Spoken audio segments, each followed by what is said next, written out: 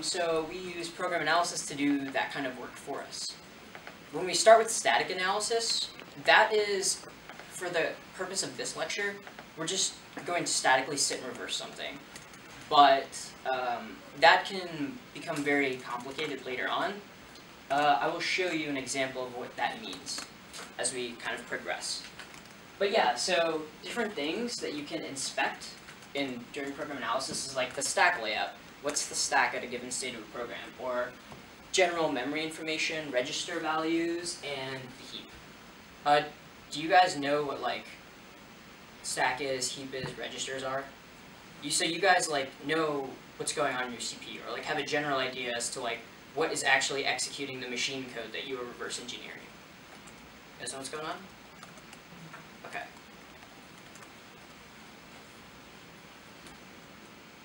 So this is the quick. This is like a quick static analysis warm-up.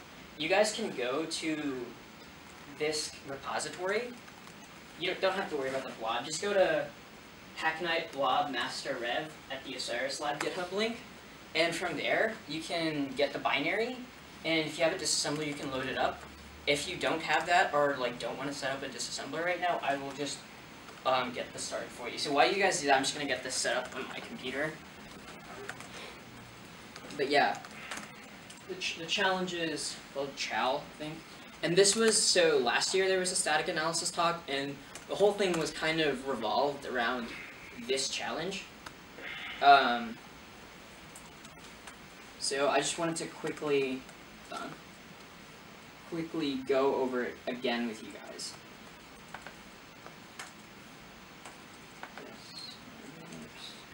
So who here is like, has it, yeah, what's up, man? Okay, am I going over? Yeah, sure. I'm actually gonna do that. You don't actually, this isn't important. Okay. Yeah, we'll get to, like... I made a link shortener for that down. Oh, you did? Cool. Oh, also, John gave the, so there are gonna be parts where I, like, kind of ask you guys to look at things by yourselves, and when that happens, you can ask John and Jaime for questions. They did the basic assembly talk last week, and what really helps is you trying things by yourself. That's important to me.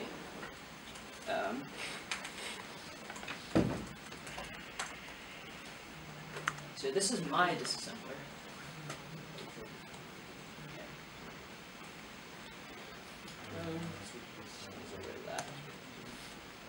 That is so light. You can go to option and fonts to, or it's edit in the fonts or option in fonts to make it bigger. Oh, okay. Can I just do this? I cannot just do that. Okay, John, you're gonna show me how to do this. Option. Oh yeah, you can just do it too. You guys see that? Oh yeah, it's kind of small. Yeah, it's really small. Okay. Yeah, 16 or 18 is probably good. Is that better? Can you guys see that? Can everybody see this? You want it bigger?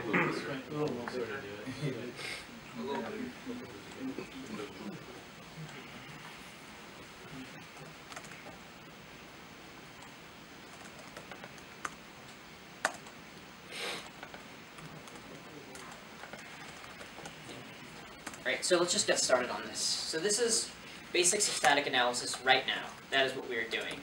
After that, we'll jump to dynamic analysis, but this is the one. So, how do we reverse engineer this program? We don't know what it does.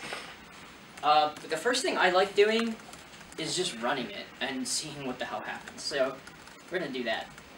Pull it to the side. Oops. Got rid of it earlier. Oops.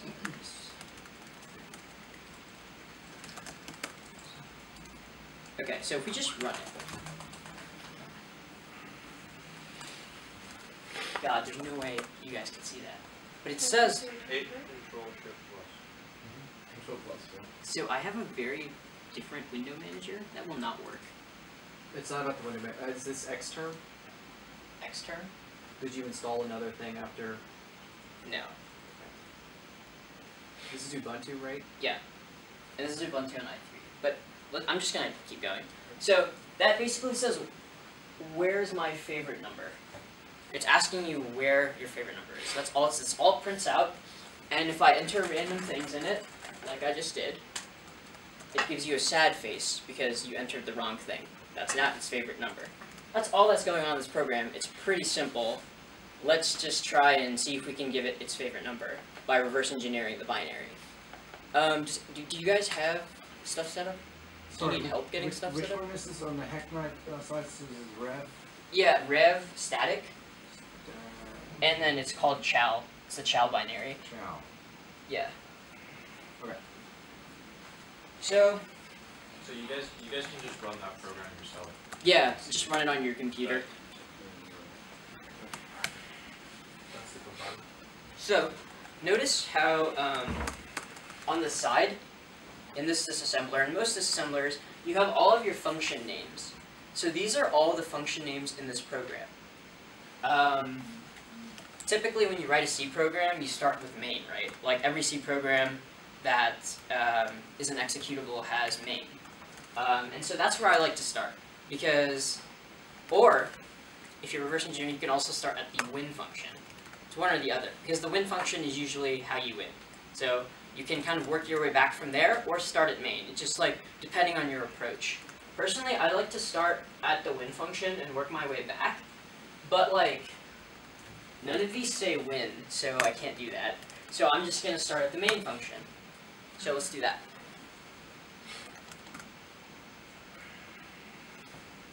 So let's just reverse this beginning part together. But before we do that, let's just look at all of the blocks. Let's simplify it down. There are 3 blocks. This one, and this one. Let me scroll down a little bit. So on this one, it exits. And here, there's some extra stuff that goes on, and it exits. But notice how this one calls puts with this argument. What is that argument? Do you know? Well, like, we can easily check. That's the sad face. Yeah. See right there? Do you guys all see the sad face? Wait, what did you just do to get to there? All I did, here, go back. All I did to get to there, so, are you familiar with basic calling conventions on an x86 CPU? Was that presented on last week? It was covered, yes. It was covered? But near the end when like Okay, then I'll it just dragged on. I'll quickly explain it again. So all calling conventions is if you call a function, you need to have the arguments to the function you're calling in the right place. Specifically in x86, that is in registers. So RDI always holds the first argument to a function call. If you remember, back in like 32-bit land, when you go over like 32-bit binaries, what happens is that arguments are pushed onto the stack, and then a function's called. So you'll see like push this, call function, and those 2 things that you just pushed will be the arguments. But in x86 64-bit, your registers are like big enough. So what happens is you just place the data that you want to make for your argument into the register, and you call, and then the CPU is like, okay, the first argument to this function is there, I'll always look there for it. That's what we call it calling conventions, because they're really standard, but they were like kind of arbitrary, like a human had to decide how they wanted the CPU to kind of look. So specifically in this architecture, x86-64, your first argument is in the RDI register. Does anybody know what put S does? I'm going to ask you, can someone please raise their hand? Does anyone know what put S does? Not you guys, I know you guys know, but like, other people, someone, please. Okay, who doesn't know what put S does? Sweet, thank you for raising your hand. Awesome. So, there's a very easy way to figure that out. So, if you have Linux, or in general, you can just Google these, you have the manual pages. So, let's make a new page, and you type in man, and the name of the function. If the function in this particular case is called put S, you type in put S. Look, there's a big document on what the hell put S does. And it's pretty straightforward. It looks weird right now, because like, I don't know. But all it does is it takes in a character pointer, which is basically, you can think of that as a string, and prints it to the screen. That's all it does. So it makes sense, right? Remember when we ran the program and we just gave it random nonsense, and it just printed that out to the screen? It did that by calling put s. That's all that really happened. But yeah, in general, if you're reverse engineering something, and you don't know what a function does, and it's in the C standard library, then you can just look at the manual for it, and it'll explain exactly what it does. But yeah, little tips. It's kind of how I learned. I just read man pages until I was knowledgeable. Yeah, what's up? What happens if it isn't there? Just Google it. Or if you're like reversing some esoteric library, then you have to read source to figure it out. Well, you have to sit and read and reverse the source if it's open source. If it's not open source, then you have to look at the binary or the library object that's somewhere on your computer. You load that up into a disassembler and look at the compiled library and try to figure out what a function does. Given if it's like dynamic. But anyway, okay. So yeah, so this is the bad block, and that is probably the good block because it puts yay, you got it, which is what this symbol is called. So we probably want to get here, right? So how do we get to that block in a program execution? Well,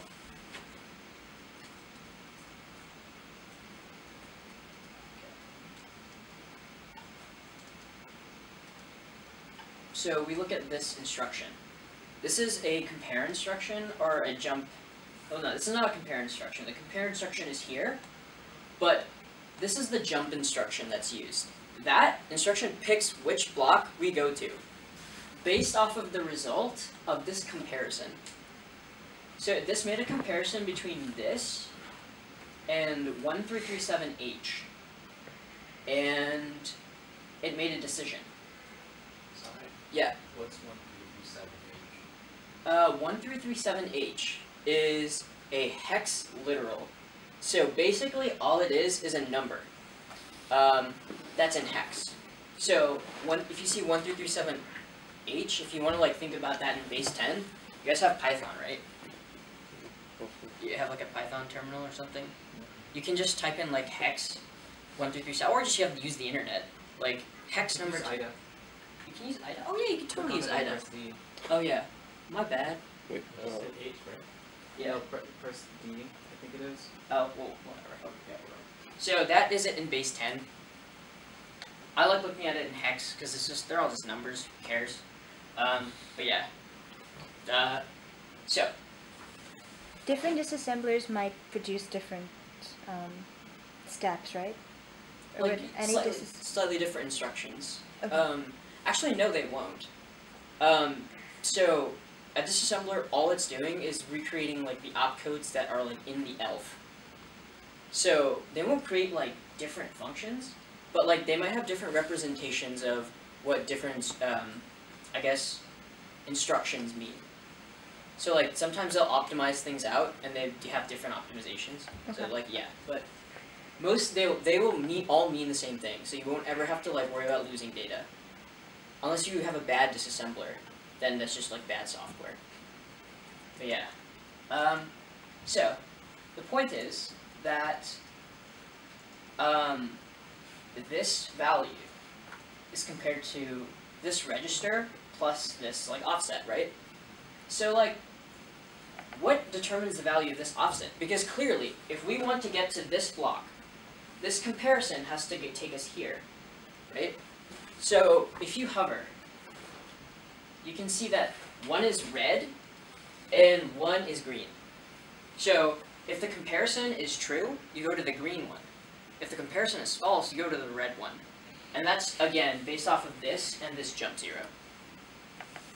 But yeah, that's all you guys have to really understand. So how do we get this register value plus this offset to be 4919? How do you do that? Well, first of all, let's backtrack a little bit. Let's actually do some reverse engineering.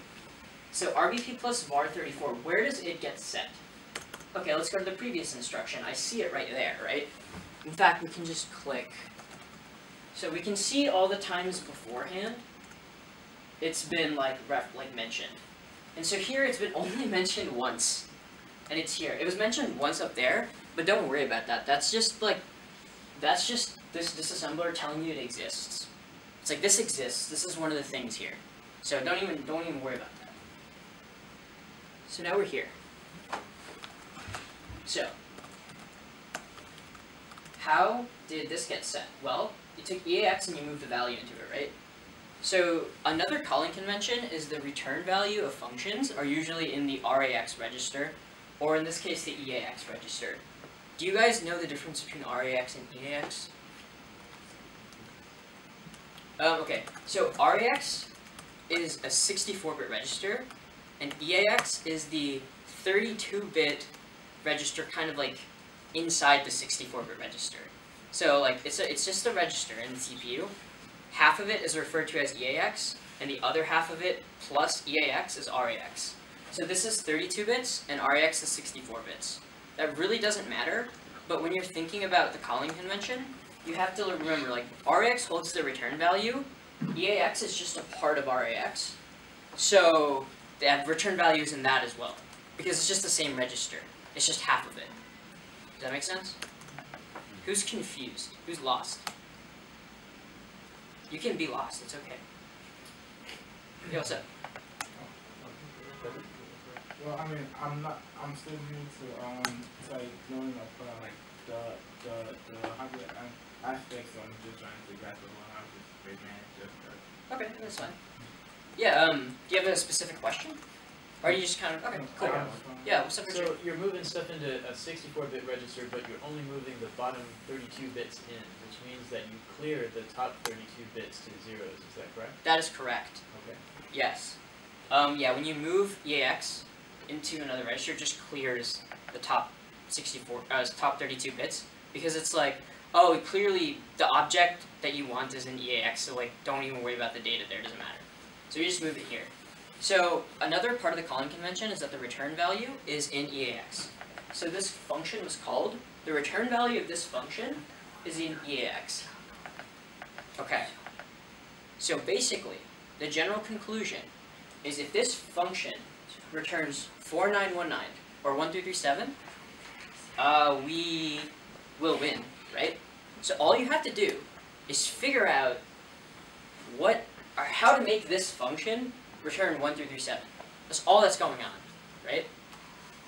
So just take a minute, and I want you guys to try and figure out what the arguments to this function are. So you guys should do that by yourselves.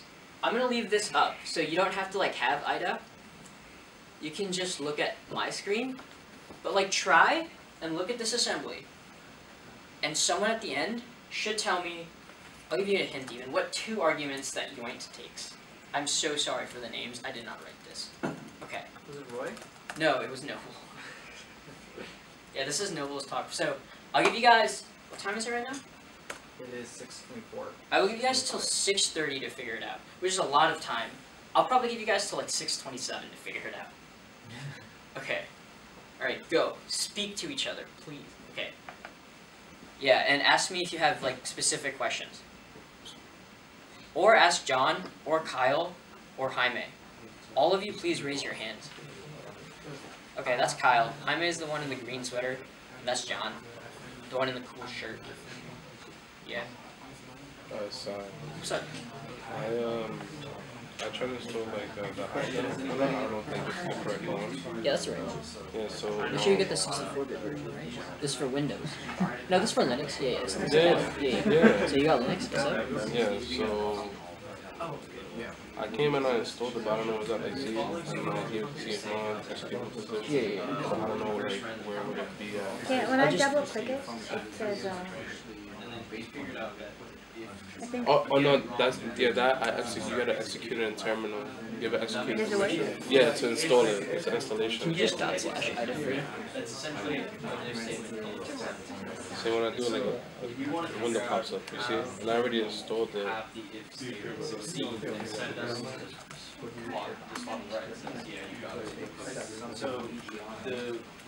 That is written by Europeans in software. Oh.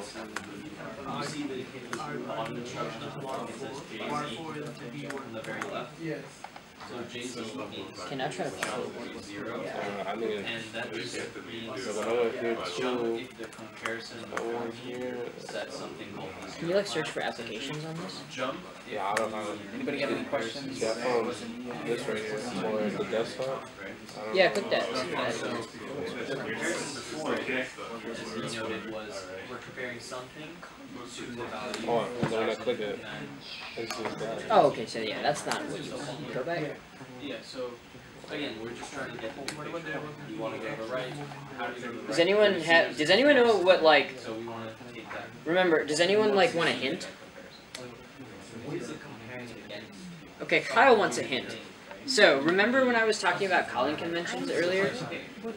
Yeah, that's what I'm trying to I already figure out, explained so- So, I know when yeah, searching so it, a calling convention, remember, the first argument for this architecture is an RDI, and the second argument is an RSI.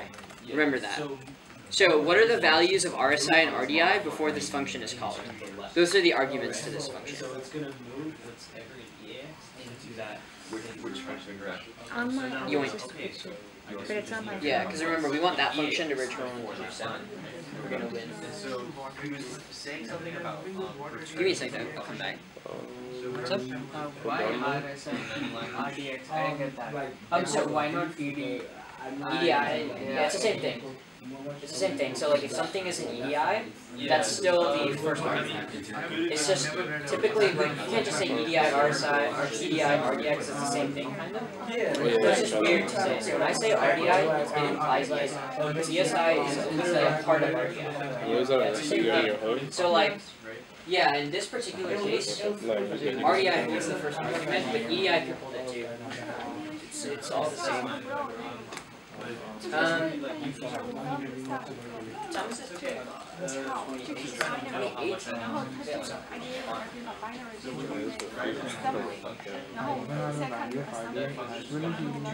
That's okay. So basically here, this is the same roast. So this program is just referring to it. Yeah, no.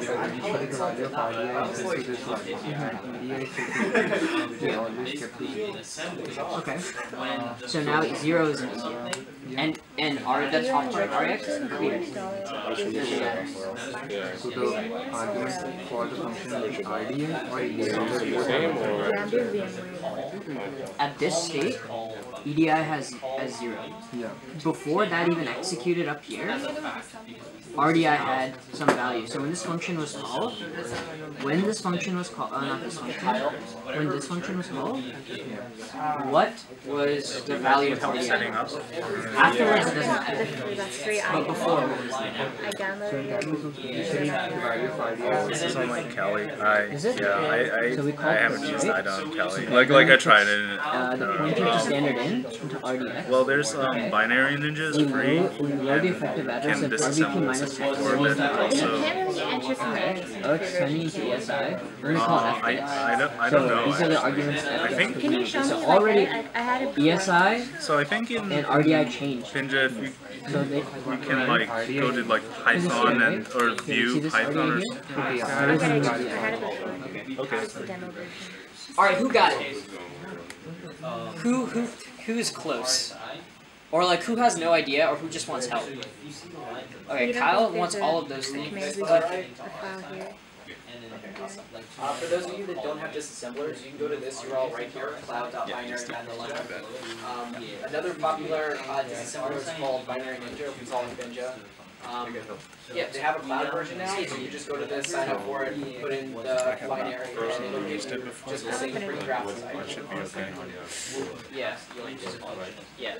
So it's tricky because there's other function calls before that. And how does the function So work? what's Once we that figure like that out, whatever Do you you have the figure out how, what is the correct input can to you just make the function man page Oh wait, you already have it. Yeah, I downloaded it. No, RX is for Right, let me try to open it now. Okay.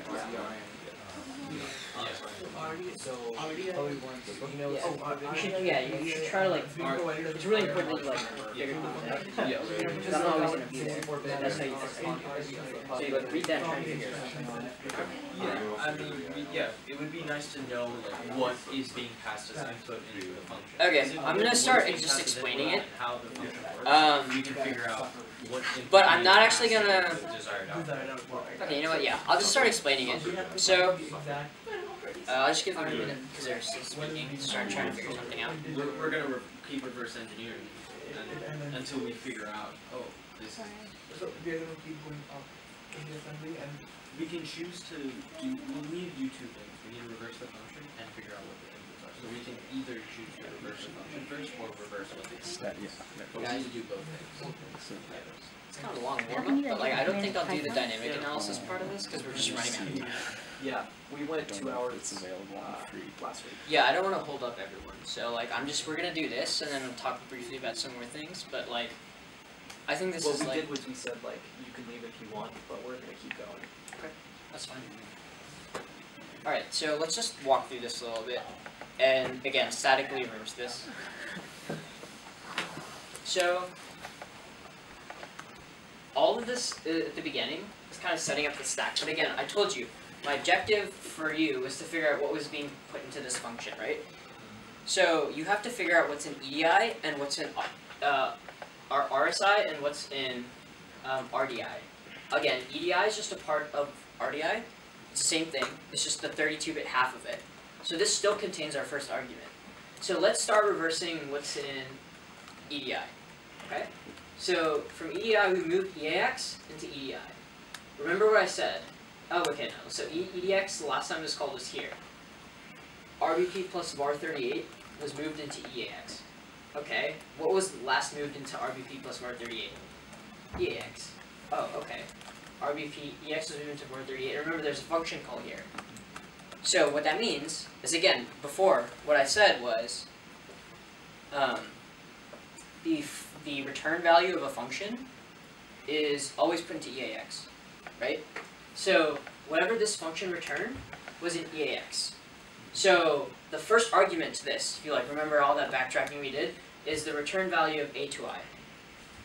Who knows what A2I is?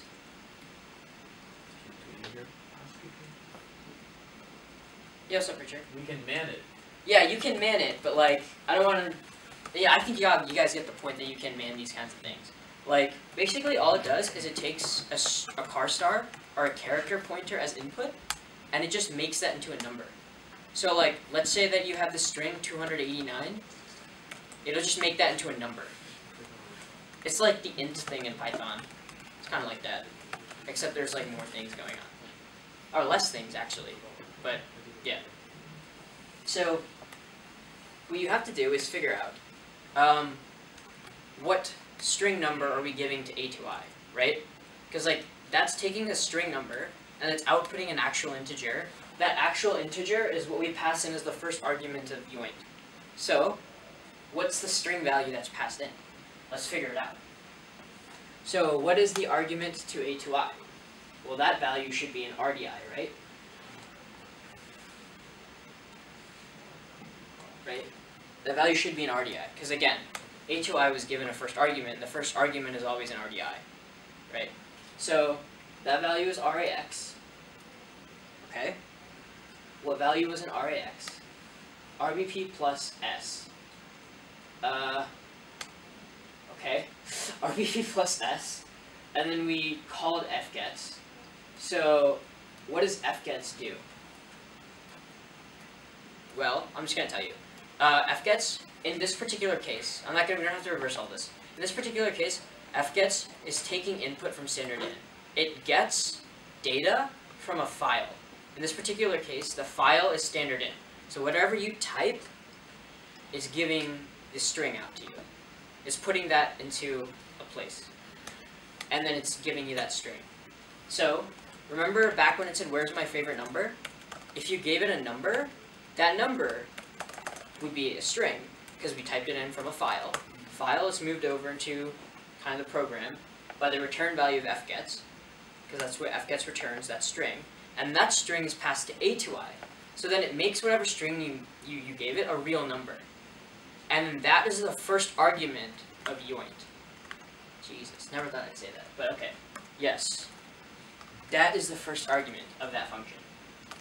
Okay, what's the second argument?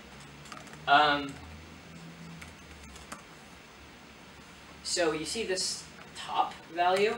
that's just a symbol. It means something, and it happens to be something in global memory.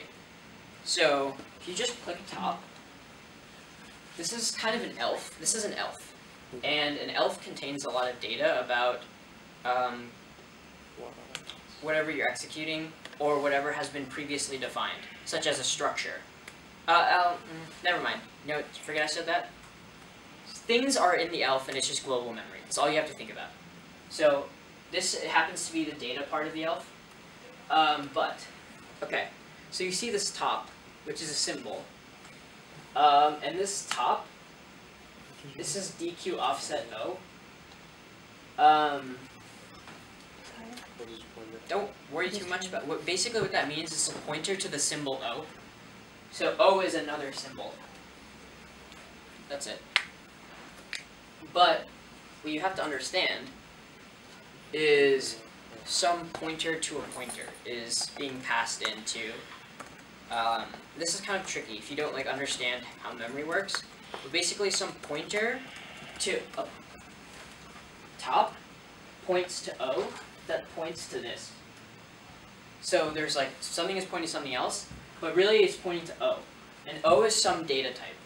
You don't know the type of that data. You guys are familiar with custom types, right? Like structs or classes.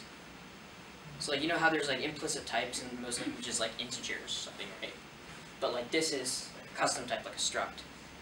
And so O happens to be a particular type of struct that's used in this. But a pointer to that struct O is the second argument to yoint. So now we can kind of figure out what yoint does. And this is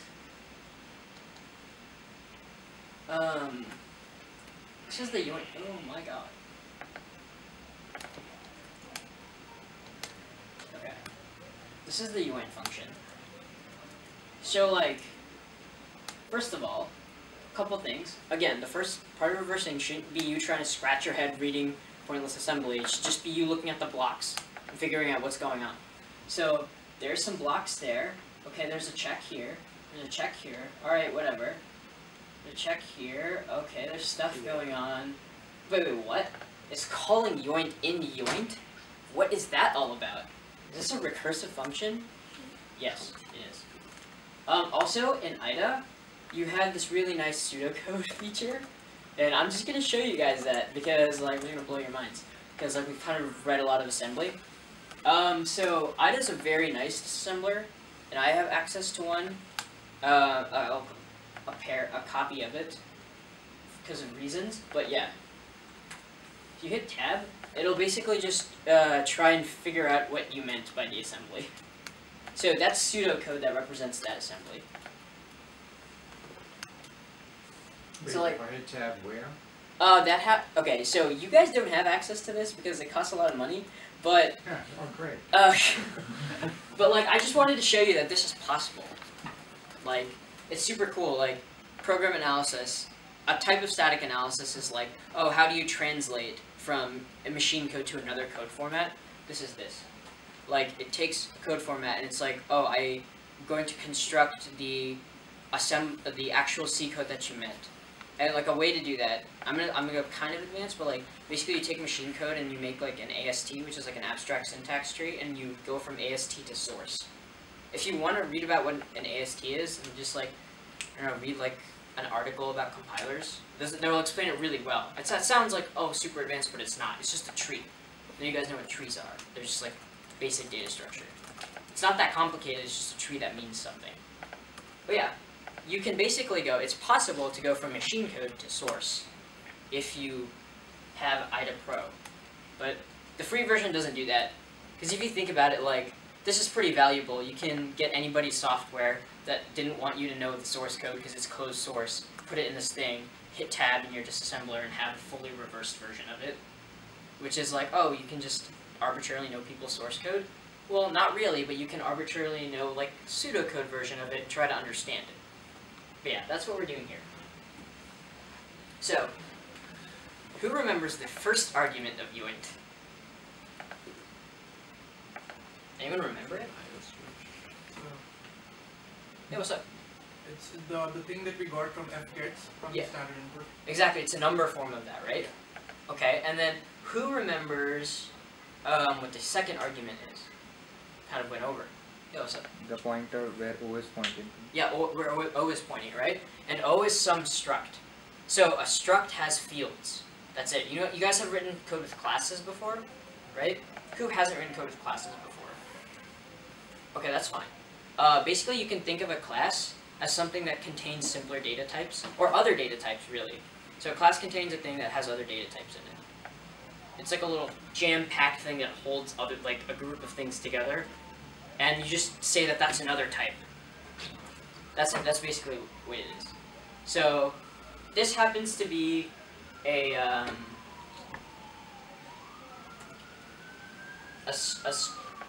struct. Some struct we don't know. Okay, fine. So if not A2, what was A2 again? The pointer to a pointer thing, right? Then return OXFFFLL, which is just -1. Just like return -1. That means like if hex 1 through 7, because that's how we win and get to that win block, right? Like that's how you do that. So next, if A1 equals, so IDA recognizes you as doing A2, which is the second argument, which is a pointer. If you dereference that pointer, which means if you take what it is pointing to, then you return the dereference of that plus 4. That makes no sense at all, right? Like that's some nonsense. Like it's kind of like, I get the general idea that there's memory within memory, and like when it's dereferencing something, it's trying to grab what you're pointing to, but this is kind of weird, because here, you're saying, okay, if the first argument, this number, is equivalent to the dereference of O. Wait, hold on. What's the dereference of O? If you're comparing a number with the dereference of O, doesn't that mean that the dereference of O is a number? Right, if you're comparing a number, right? So yeah, that makes sense. But then what are you doing here? Because you do dereference of A2, but now you're doing the dereference of A2 plus 4.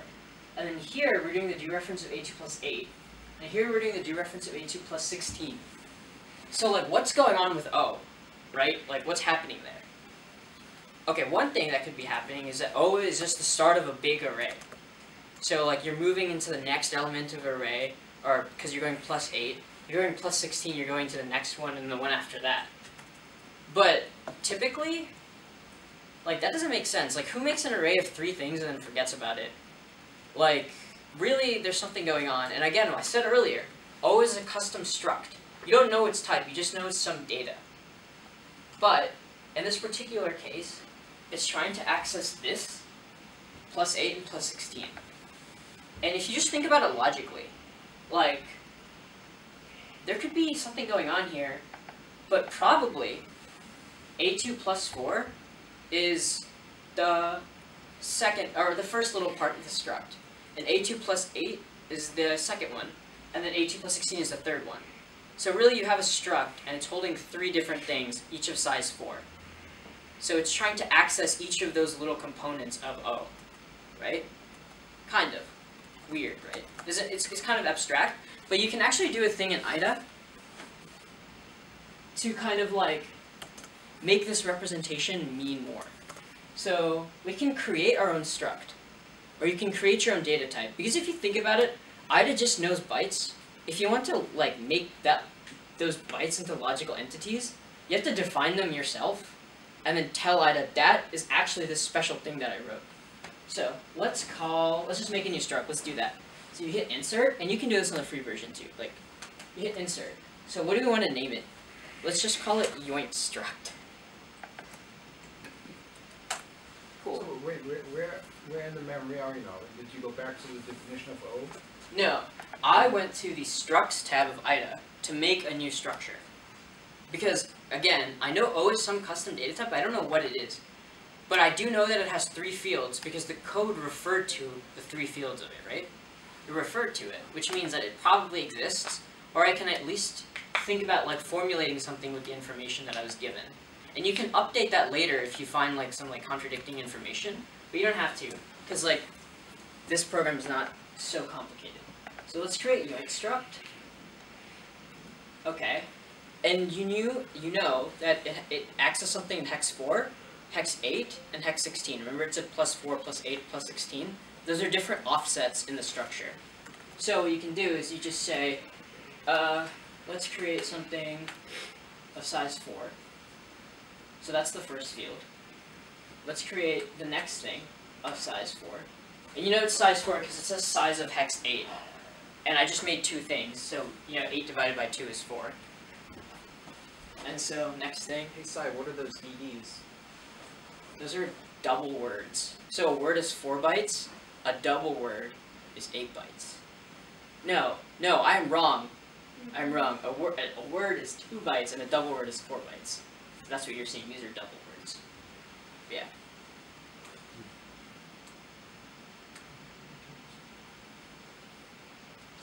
Okay, good. So these are like, you can think about these as the 3 fields, right? Yeah.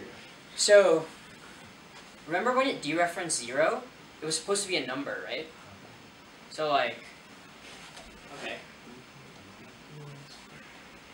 Let's just change the name. I'm changing it to some number. And then I don't know the names of these yet, but I can go back to main, not main, yoint, excuse. Okay. So this is just main, in like the source form. Let's go back here, and so what you can say is this is actually not an int64. We know that it's. Oh wait, I don't want to change all of that.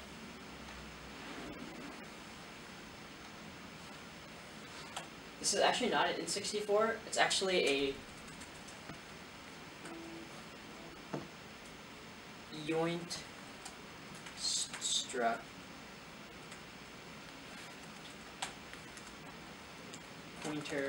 pointer. Okay. Oh, alright, well, so this is like slightly weird, but, oops. You know that if it's dereferencing this value here, it dereferences this value, right? And so if you dereference a yoint struct pointer, you just get a yoint struct pointer, because that's how like dereferencing works. So I can just change this, like, or just change this. I don't know why it's casting. I'm just gonna change this to be. This might actually not work. This kind of makes more sense to me. Oh yeah, okay, this is what I meant. Okay. So now you kind of see. Alright, so the first thing is checking some number, because you're accessing the struct at some number. Okay?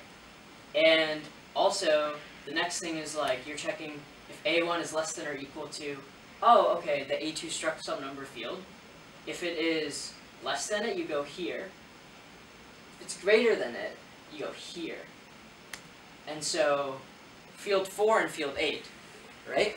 If you're calling yoint with field 4 and field 8, what can you infer about the type of field 4 and field 8? You guys think about that. Think about that question. Do you guys need me to repeat it? But like, or do you guys kind of understand what I'm saying? Can you repeat it once? Okay, so, what 2 arguments does yoint take? Just think about it. What are the types of those arguments? Right now, we don't know the type of field 4 and field 8, right? We just kind of guess. We said, oh, we know the size, but we don't know the type. What can you infer about the type if it called yoint with those struct fields? Well, we know that the first argument was an integer and the second argument was a pointer. Well, you know it's a pointer. What kind of pointer? Pointer to a struct called O. Yeah, it's a pointer to a struct called O, but what type is the struct called O? Oh, not a struct. O is an instance of a struct, right? But it's still a type. What is the type? I'll give you like 2 minutes to think about that. It's not that complicated, actually. Because remember what we said about this. This takes an unsigned integer and a yoint struct pointer, right? So what does that tell you if it's calling field 4 and field 8 with, or you're calling yoint with field 4 and field 8? What does that say?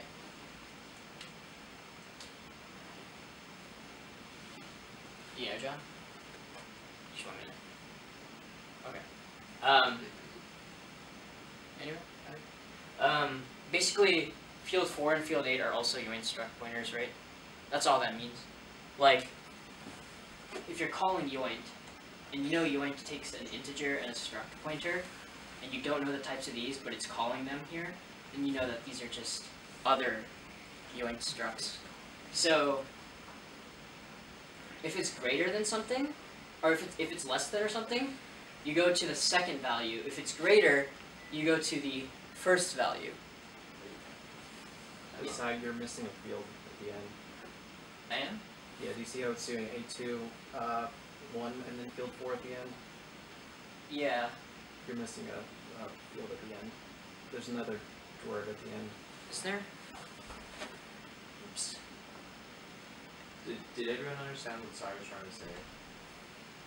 Like, we're gonna, within yoint, we're gonna call yoint again, and we know yoint takes a struct, and the second argument in yoint wait, you know what it is? Data types within the struct. So we know, we can assume that those data types within the structs have to also be structs, because we're calling yoint with those, and yoint takes a struct As a second. as the second argument. Yeah, that makes sense. I'm not sure why he created that yoint structure. For what purpose? Convenience. So, like, why he inserted Last that? one was plus 16. So when you create the joint struct, Oh, yeah. right, instead, IDA thinks the second argument 1 second, I'm is trying just to like make sure this is right. whatever I don't know why is this in exercise memory, is here. right? But if you create the joint struct and then tell IDA the second argument is that joint struct that I created, then IDA knows that you're calling, like within the function, it'll know that it's referring to stuff within the struct. So before it said like, take the second argument's memory address and add plus 16, because we defined the struct, it now says take the struct second. It's just for convenience. So it's really just a labeling exercise. Yeah, it helps you out, especially when you're reversing more complex things. It's easy to remember, like just label a bunch of structs, so you're like, oh yeah, the second field of that struct. But it actually hasn't moved anything around in memory. No, it hasn't done anything. But we're just guessing. Because you were saying it was less. We don't actually know what the struct types are. We guessed it and we provided it as a label and then it took Is it. it just a Yeah, fourth? It should be quad and it made sense within the function. because it's 64 bit. So, Okay. is there a criteria Oh. you can Oh, I guess see. that Well, it was struct also what he was saying, for what do you typically, when you're adding, like, when you're taking a reference, a memory address as reference and you're adding more memory to it, what do you typically see that as? And one thing would be an array, right? Your references different things in an array. But he was like, why would we just, like have an array of 3 things that forget about it? Like, this feels like to me more like a struct. So he went with that intuition first. So when I take a look at O though, in the data segment, there doesn't seem to be any memory consumed by that structure. That's right. Well, O is just the memory of the That's struct. your definition. so it points to Or what was O? Was O it? Yeah, I mean, when I look at the addresses, like between that line where O is defined and the next line, there is no increase in memory, so it actually doesn't consume any memory. Was it click O? Or, I don't actually use either. That, and then we'll throw in another thing there, and then you can give it names and stuff, and then, like, what would you call this? Joint?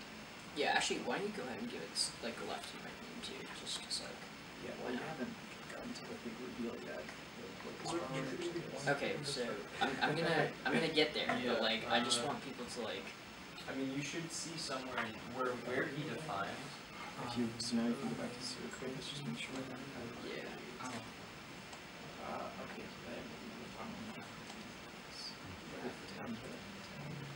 Yeah. Oh, so yeah, this is O. Yeah, sorry. I'm not used to I. Yeah. And so those are the options. Yeah, this is all of this. Well, if you look at these three lines, these are the same three lines. This is I did. Yeah. Like it goes like 2010 E8, 2010 E8, 2010. Oh yeah, 4 times. That's the same line. Okay, so Well, that's because I think you're higher types. Yeah. because I still have a cast right now. In memory, yeah, right. And we assumed that was a straight side for the random size. Whatever. I probably have an older version. It's not the same one. So this is a pointer to some other space. Yeah. Which just produced as another structure. Yeah, There's ways to do it. Maybe you see like it's a pointer the same size. Yeah. You go to also complete your recruit challenges. You get full complete 5. GitHub.com / I'm gonna plug my laptop in so you can show I think it's alright. I mean, I have the same struct type. I feel like almost there. it's kind of better than the dereferenced version. Like, it's not dereferencing one anymore. This has got open source stuff on GitHub.com / national security. Wow. Anyway. Okay. So, like, I'm just gonna move on. I listened to this talk about Going back to the structure.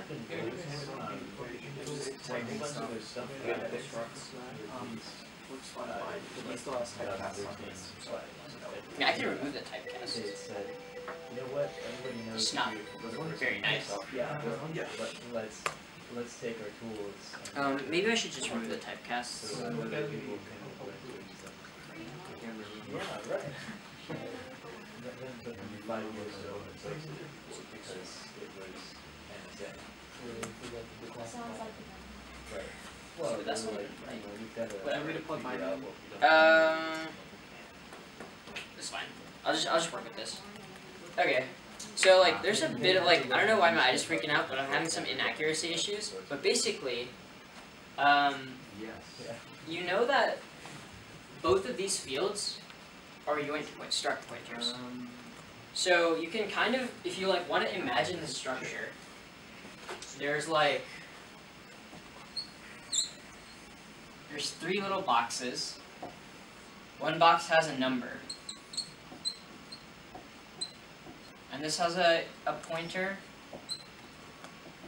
And this has a yoint pointer. You know, that points to something. You know, that points to something else. And then this is some number. What kind of struct does that look like? Yeah, that's exactly what it is. It's just a linked list. So, if you think about it, all we're looking at is just this linked list in memory. So, O is technically just a node in our linked list, right? So, we can actually project that onto like, so if we go back to main and then I click top, you see top's pointing to O. I click O.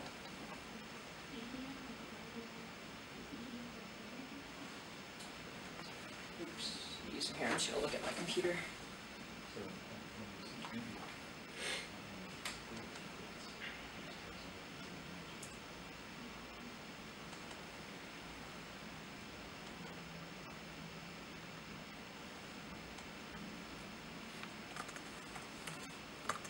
So I'm just changing the type to O to be struct pointer.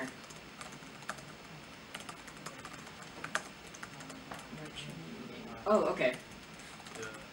Well, you know what, that's kind of strange. Yeah, John, I don't think this should be a double word, but whatever. Actually... Okay, so again, I was having some accuracy issues. That's like a little problematic, but what you can think of as like basically, you know that an int type is like size 4?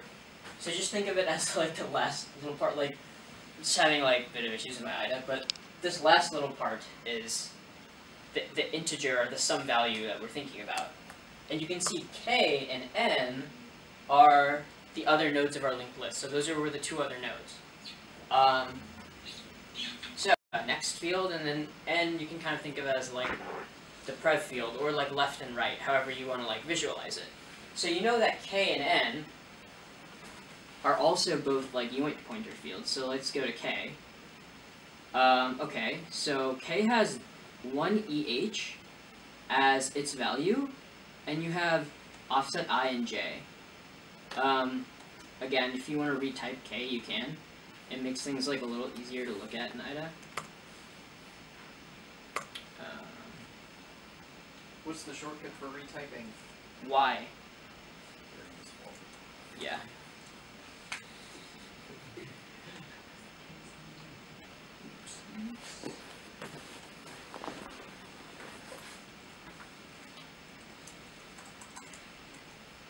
Oh, it's a struct, right? Struct. Okay, so remember, just ignore the back half. It's not a pointer. Yeah, that's what I'm saying. Like, I just like don't want to like we changed it in my IDA. It's just like not updating. Well, it's not a yoint struct pointer. It's just a yoint struct. You're right. It gave me typing issues when I did that though. Yeah, it's like, what are you doing? Oh, there you go. Never mind. Okay, so those happen to be two other pointers, but basically you know how the whole linked list looks like because it's in global memory, and you know that function returns when its value or some node in the linked list has 1337 or hex 1337 in it, right? Or else if it doesn't, it'll go to the next node of the prev node. So if you want the right node, you just have to look through them. Okay, so you have k. K is this, has this value. Okay, you have n, which has DCH, has m. Okay, m's kind of useless because like it only has k in it. Let's go to k. All right, that value does not. That value looks better, but like is not 1337. L M N. Okay. All right, I'm just gonna scroll up slowly. L. Okay, so that number doesn't look quite right. Damn it, I was just there. Shoot.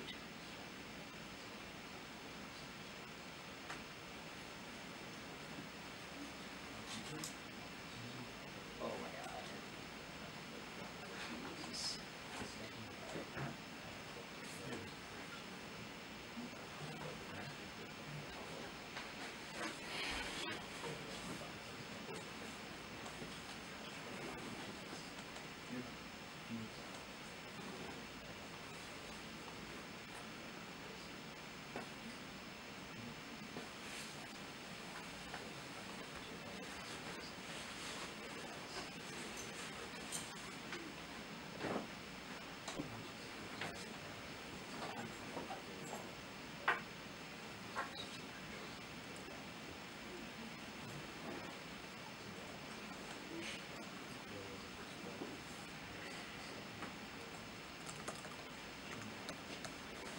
God damn it.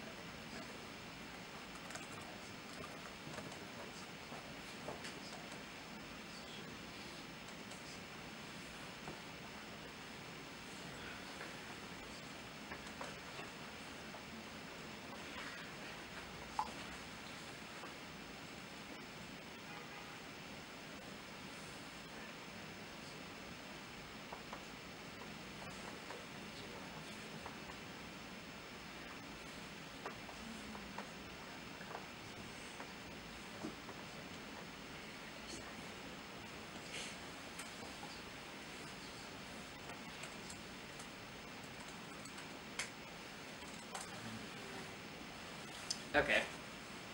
So if you look at this joint struct particularly, all I did was just surf through memory and looked at the entire linked list because I didn't want to like think about traversing the next thing and the next thing. Like I just looked at the entire linked list and found that this specific one contained 1337 in its value, right?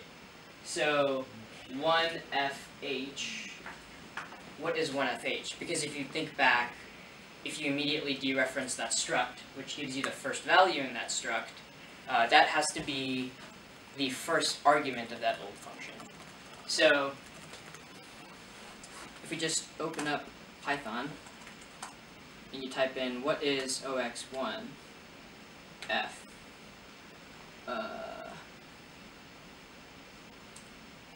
you get 31. So like, okay, that's 31, which means that that was the value part of whatever structure, or the linked list structure. So let's try and inputting that into our program.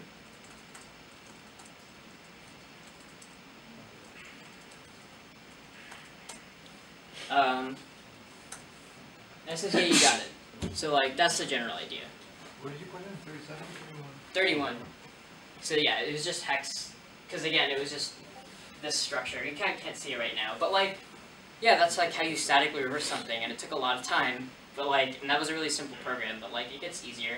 I also wrote a solver for this, and believe it or not, I just opened up this binary, and I was just like, oh, okay, this is like, in like 2 minutes, I was like, oh, this is some sort of linked list. I bet the values weren't that high, so I just kind of like scrolled through this without defining any structures, and looked at the number, and then I was just like, oh, okay, these numbers are pretty small, so I literally just wrote this solver really quick. So like, I basically start up the process, and just send it each number from 1 to 2000, because I was like, oh, I don't see any number greater than this here, and 2000 was even like too much. Like, I was just like, whatever, I'll just do that. And it took me like 5 minutes to solve this challenge, because all you have to do is this. Okay, 31 was the right answer. Because that's just brute forcing. You just give it as many numbers as you want systematically. Like, that's just a simple thing. So like, yeah, that's kind of static. That's kind of the static analysis portion, and I'll just kind of leave it at that. Yeah, there's like a whole other thing to this, but I think this was like a fairly decent exercise. Like, we just looked and statically reversed like a whole program. How would you be able to do this though if you didn't have the ability to convert it into the C program? Because a lot of the insights we derived on moving forward were by looking at the C code and not at the assembly code of the language. Yeah, sure. So like, honestly, that would have just, you would have just sat down and reversed the program. All of those symbols and things like that would have still been there, and you could have still, here.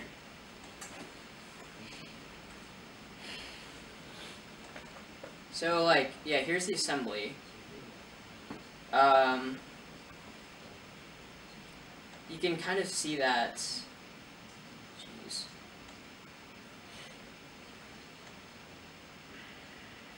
So when I was learning reversing to get a better handle on assembly, I would, even though I had access to IDA, I would just reverse the assembly by hand. And so like, maybe that took like 40 minutes of like writing stuff down and like taking notes, but it's a good exercise to get better on assembly. If you have access to good tooling, use the tooling, it'll save you time. If you think about it, it would have been really similar though. Like, you would have looked at what are the arguments to this joint and this joint, what does this check do? Oh, it compares E and the first argument, and you just kind of work your way back from there. At this line, this thing, like, at this line, this was that. Once you figured out the struct type, you could, or like you understood that like it's accessing different offsets of this value, you could have still defined a struct. You could have known exactly where to go because you knew where top was. So once you would have clicked that top symbol, you could just define all the letters as a struct. And then you could have just looked at all of them, you would have seen the entire linked list. It just takes a bit of like understanding the code. But yeah. Those inputs are here at this line. They're going to change to this line. So, that's kind of like, this was like the warm-up section. This was like how to understand like the background for all of these tools work. Because all that thinking we did, the tools do for us. I'm not gonna give like the back half of this talk today, just because like there's a lot of interesting tools and things like that out there, and there are a lot of other example programs we can look at. we'll probably just save that. If you guys want to go over some things, you can. But yeah, that's yeah, we can just do that then. Also, just for the record, what we did this week was static analysis, which just means let's look just at the assembly. Next week we'll do a dynamic analysis, which means we're going to run the program with a debugger, and we're going to look at the values. Like, we can pause the program and be like, hey, what's inside this register at this point?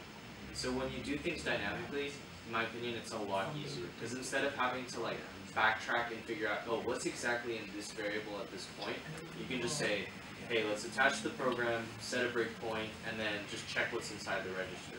And you can just see, oh, my input's in the register, so I know that's my input. Yeah, this is kind of like a two-part thing. So like the first one was like the warm-up, like, oh, how do you reverse a program? Okay, this is how you, or here's an example of a program, and then next week we'll look at other binaries that are like slightly simpler, but like really easy to like programmatically figure out. Like one of my talks, actually no, I'll just save that. Yeah. But yeah, when you reverse, you really want to make your life easy as possible. You know, like Sai realized that all the numbers in the struct were really low numbers, so he realized that brute forcing was an option. Like, I'm not saying brute force things, but like if you can make assumptions like that, it'll be like, okay, all the numbers are really low. Well, I don't have to reverse this farther because I know I can just brute force it. In some cases, you can realize that like dynamic analysis will help you a lot better because you don't have to trace back things.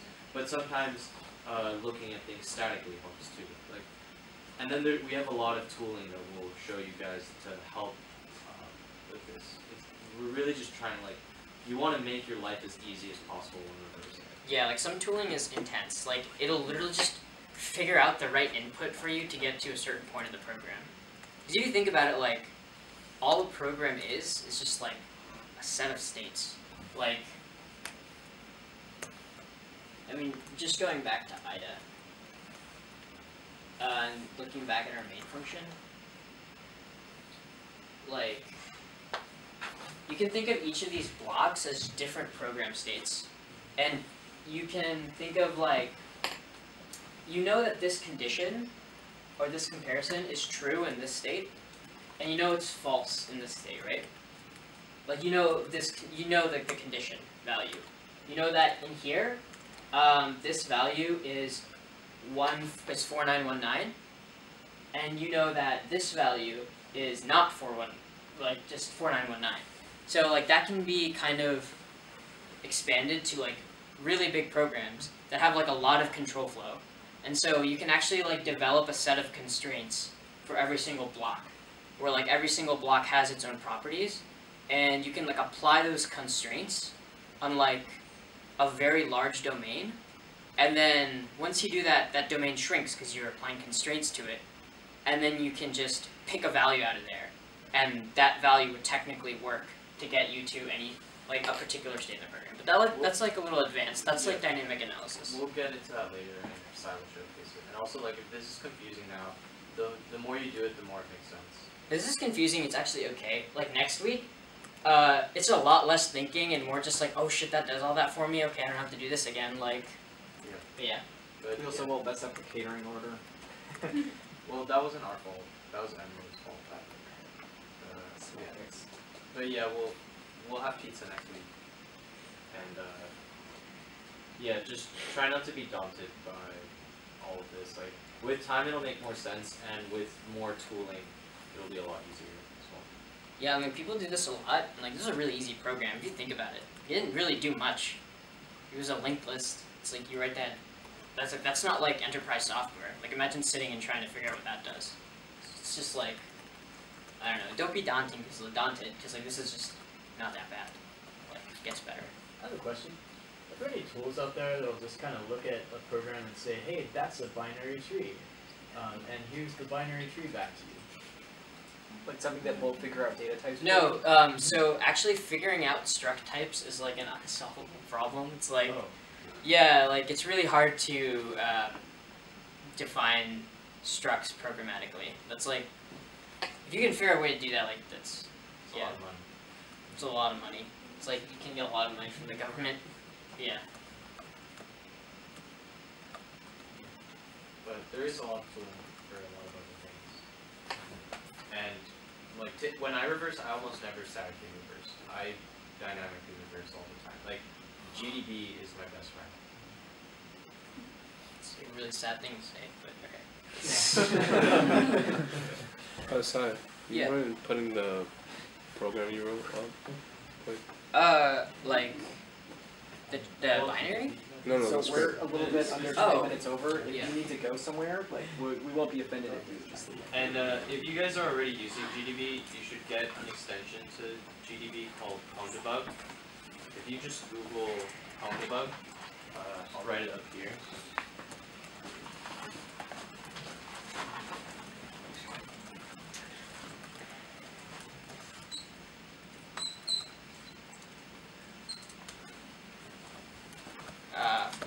If you just Google this, you'll come up with a GitHub repo, and Debug is basically an extension to GDB that makes GDB a lot easier to use, and it gives it a lot more functionality, and it'll help you debug programs a lot better.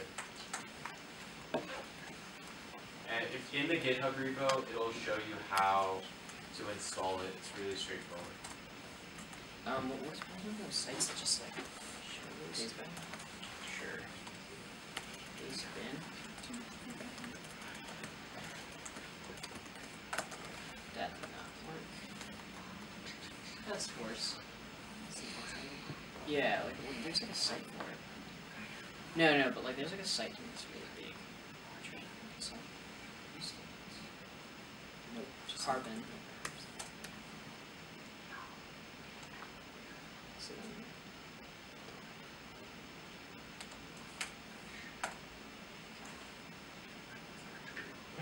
Okay, that's probably the best I can do. You could do Control Plus and this Firefox. Yeah, Just do Control Plus. thank God. That was the thing that I wrote to just solve it real quick. Basically, I just started up the process. I waited till I saw a question mark, because that's the question it asks. Like, it asks, like, where's my favorite number? So I just waited till that last byte, which is a question mark. And then I just sent the string version of I, because you need to send strings to processes. And then I retrieved all of the output from that, and if yay was in the output, then I just printed it out. And then I exited, because I didn't want to keep looping. I could have broke, but like, I wanted to be done. So yeah. Yeah, I mean, that's basically how I reverse. I just make a lot of assumptions, and most of the time they're right, because like, CTF is not real life. Like, people are probably like, your assumptions are probably right, because they're not, people aren't trying to be complicated, they're just trying to write games. Like, these are just games, there's levels, like, there's challenges. Yeah, okay. That's it.